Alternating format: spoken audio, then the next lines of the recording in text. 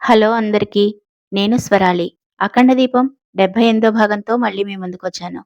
Story కనుక నచ్చినట్లయితే like చేయండి, షేర్ చేయండి, అలాగే ఛానల్‌ని సబ్స్క్రైబ్ చేసుకోండి. కామెంట్ చేయడం అస్సలు మర్చిపోకండి. ఇక లేట్ చేయకుండా మనం మన స్టోరీలోకి వెళ్ళిపోదాం. "పర్వాలేదు శాస్త్రి గారు. మా సరయు ఎలాంటిదో నాకు తెలుసు. తను మాతో పాటొస్తుంది. మీరు నిశ్చింతగా అన్ని ఏర్పాట్లు చేసుంచండి" అని చెప్పాడు సంతోష్. జగన్నాథ శాస్త్రి మాటలు విన్న సరయు గుండెల్లో రాయి పడింది. వెంటనే సరయు తడబడుతూ నేను నేనెందుకులే బావా! అయినా నాకిలాంటివన్నీ ఇష్టముండదు. నీకు తెలుసు కదా! అని అన్నది సరయు. అవునవును. నీకు పూజలు, పురస్కారాలంటే ఇష్టముండదు కదా!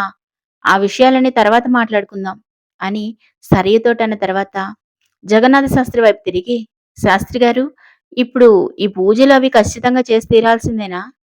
అదీ కాక మైథిలితో నా పెళ్లి ఏ పరిస్థితుల్లో జరిగిందో, ఎలా జరిగిందో మీకు తెలుసు కదా!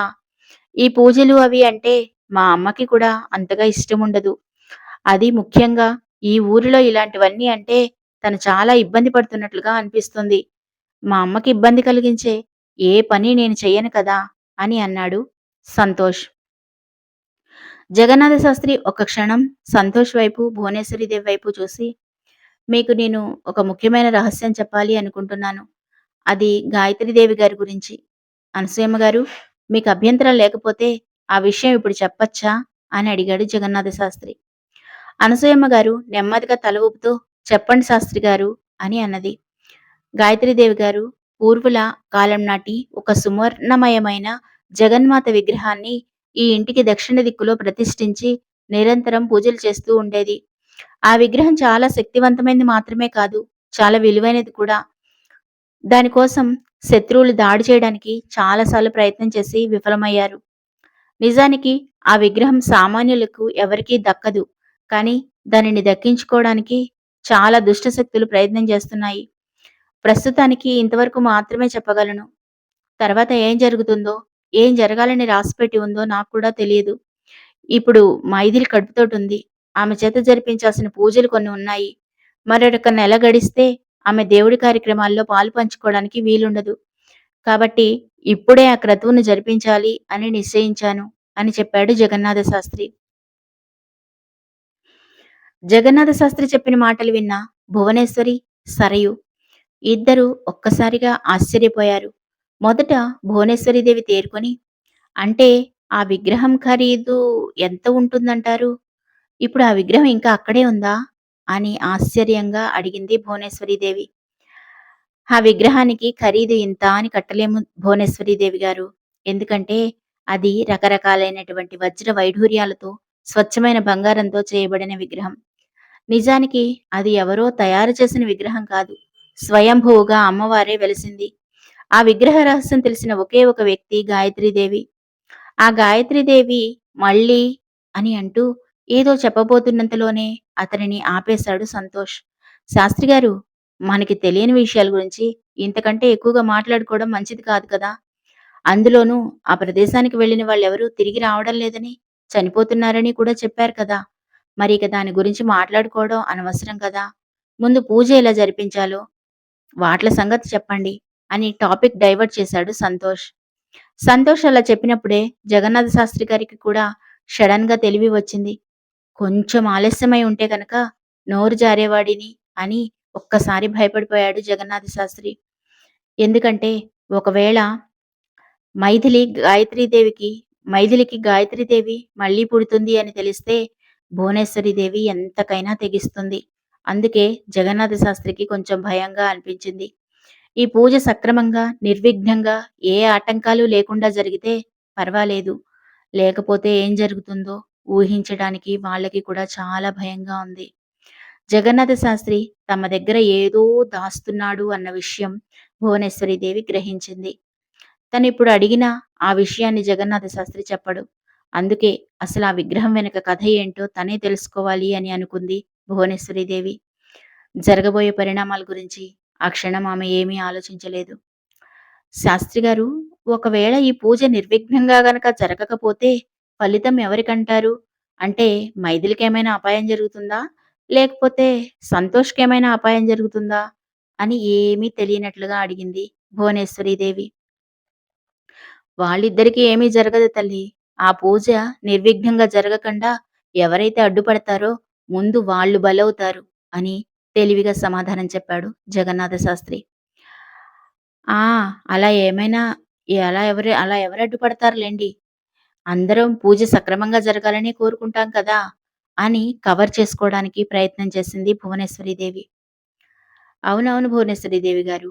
పూజ సక్రమంగా జరగాలని అందరం కోరుకుంటాము అని చెప్పి జగన్నాథ శాస్త్రి నీల వైపు తిరిగి, "నీలవేణి, రేపు ఉదయాన్నే మంగళ స్నానాల దగ్గర నుంచి వాళ్ళ ఆలయ ప్రవేశం వరకు నువ్వు జాగ్రత్తగా అన్ని పనులు చూసుకోవాలి" అని చెప్పాడు జగన్నాథ శాస్త్రి. "అలాగే తాతగారు. అన్నీ దగ్గరుండి నేనే చూసుకుంటాను" అని చెప్పింది నీల. ఆ తర్వాత జగన్నాథ శాస్త్రి అక్కడి నుంచి వెళ్ళిపోయాడు. ఎవరి గదుల్లోకి వాళ్ళు వెళ్లారు. సంతోష్ మైథిలితో, "ఏంటి మైథిలి డల్‌గా కనిపిస్తున్నావు? భయపడుతున్నావా?" అని అడిగాడు. "భయం కాదండి. బాధ్యత పెరిగినట్లుగా అనిపిస్తోంది. అత్తయ్య గారు ఏ ఉద్దేశంతో ఆ విగ్రహాన్ని అక్కడ పెట్టారో తెలియదు. అసలావిడ జీవితంలో ఏం జరిగిందో, తను ఎలా చనిపోయారో కూడా మనకు తెలియదు. తన గురించి తెలుసుకుంటే మంచిదేమో అనిపిస్తోందండి" అని అన్నది మైథిలి. "నువ్వు చెప్పింది నిజమే మైథిలి. నాకు కూడా అమ్మ గురించి ఏమీ తెలీదు. అమ్మ గురించి పూర్తి వివరాలు తెలుసుకోవాలని నాకు కూడా ఉంది. రేపు కొంతవరకు మన సందేహాలు తీరతాయని అనుకుంటున్నాను. అలాగే ఇంకో ముఖ్యమైన విషయం చెప్పాలి నీకు. ఈ పూజ పూర్తయిన తర్వాత మనం మళ్ళీ తిరిగి మన ఇంటికి వెళ్ళాల్సి ఉంటుంది" అని చెప్పాడు సంతోష్. సంతోష్ ఆ మాట చెప్పగానే మైథిలి భయంగా సంతోష్ వైపు చూసింది. "ఎందుకలా భయపడతావు? ఇందాక శివంగిలాగా వాళ్ళ మీద విరుచుకుపడ్డావు కదా! ఎప్పుడూ అలా ధైర్యంగానే ఉండాలి" అని అన్నాడు సంతోష్. "కానీ అక్కడ మీ అమ్మ, ఆ భువనేశ్వరీదేవికి బలం ఎక్కువగా ఉంటుంది. ఆవిడ ఏం చేస్తుందో, ఏ క్షణం ఎలా ప్రవర్తిస్తుందో తెలీదు కదా!"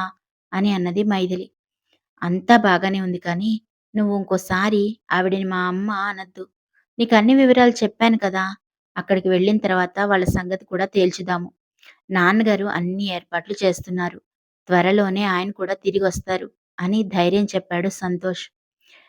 "ఏమోనండి, మీరు పక్కన ఉంటే నేను ఏ సమస్యనైనా సరే ఈజీగా ఎదుర్కోగలను" అంటూ అతని గుండెల మీద వాలిపోయింది మైథిలి. ఆమెని అపురూపంగా గుండెల్లో దాచుకున్నాడు సంతోష్.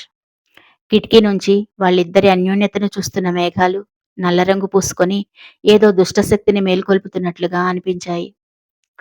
మరోపక్క భువనేశ్వరీదేవి సరయూ గదిలో అటూ ఇటూ తిరుగుతూ తెగ ఆలోచించడం మొదలుపెట్టారు. ఎంత ఆలోచించినా జగన్నాథ శాస్త్రి గారు చెప్పిన విషయాల గురించి వాళ్ళకొక ఐడియా రావడం లేదు. అసలు ఇదంతా ఏంటో, ఎందుకిలా జరుగుతోందో వాళ్ళకి అర్థం కావడం లేదు. ఇదంతా అయోమయంగా అనిపిస్తోంది. వాళ్ళు ఒకటి అనుకుంటే ఇక్కడ మరోటి జరుగుతుంది. ఎలాగైనా సరే మైథిలి చేత సంతకాలు పెట్టించుకొని డైవర్స్ తీసేసుకొని ఇక్కడి నుంచి వెళ్ళిపోదాము అన్న ఉద్దేశంతో కదా ఇక్కడికి వచ్చారు. మరి ఇదంతా ఏంటో వాళ్ళకి అర్థం కావడం లేదు. అదే విషయాన్ని సరియు భువనేశ్వరితో మాట్లాడడం మొదలుపెట్టింది. "అత్త, అమ్మానాన్నలిద్దరినీ కూడా ఇక్కడికి రమ్మందామా? వీళ్ళతో కొంచెం గట్టిగా మాట్లాడతారు. అసలిక్కడ ఏం జరుగుతుందో నాకైతే ఏం అర్థం కావడం లేదు. బావ కూడా వాళ్ళ మాటే వినేటట్లుగా కనిపిస్తున్నాడు. మనం అనుకున్నదొకటి, ఇక్కడ జరిగేది మరొకటి" అని కోపంగా అన్నది సరయు. "ఇప్పుడు మీ అమ్మ నాన్న వచ్చినంత మాత్రాన ఇక్కడ కొత్తగా జరిగేదేమీ లేదు. ఎందుకంటే ఇది వాళ్ళ స్థలం. అదీ కాక ఇక్కడ ఏదో మనకి తెలియని శక్తులు పనిచేస్తున్నట్లుగా అనిపిస్తోంది. చూద్దాం, రేపు పూజ పూర్తి కాని, ఆ తర్వాత ఎలాగూ మైథిలిని తీసుకొని మనింటికే వెళ్తాం కదా! అక్కడికి వెళ్ళిన తర్వాత ఆలోచిద్దాం. ఈ ఒక్కరోజు మనం సేఫ్‌గా ఉండగలిగితే చాలు" అని అన్నది భువనేశ్వరీదేవి. "ఏమో అత్తా! నాకైతే భయంగానే ఉంది.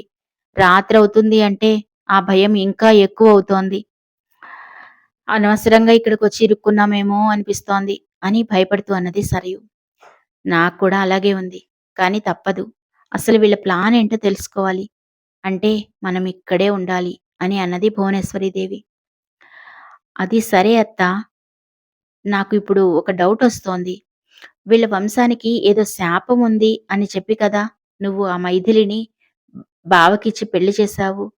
మరి అలా అయితే బావ మల్లీశ్వరి మెడలో చిన్నప్పుడే తాళి కట్టాడు కదా! ఆ మల్లీశ్వరి కూడా చిన్నప్పుడే చనిపోయింది. మరి ఆ లెక్క ప్రకారంగా మైథిలి ఆ శాపానికి బలవుతుందంటావా? అని డౌట్‌గా అడిగింది సరయు. అప్పుడు కానీ భువనేశ్వరీదేవికి తను చేసిన తప్పేంటో తెలిసి రాలేదు. త్వరలోనే తను చాలా ప్రాబ్లమ్స్‌లో కూరుకుపోతోంది అన్న సంగతి ఆ క్షణం వాళ్ళిద్దరికీ తెలియదు. స్టోరీ కనుక నచ్చినట్లయితే లైక్ చేయండి ప్లీజ్.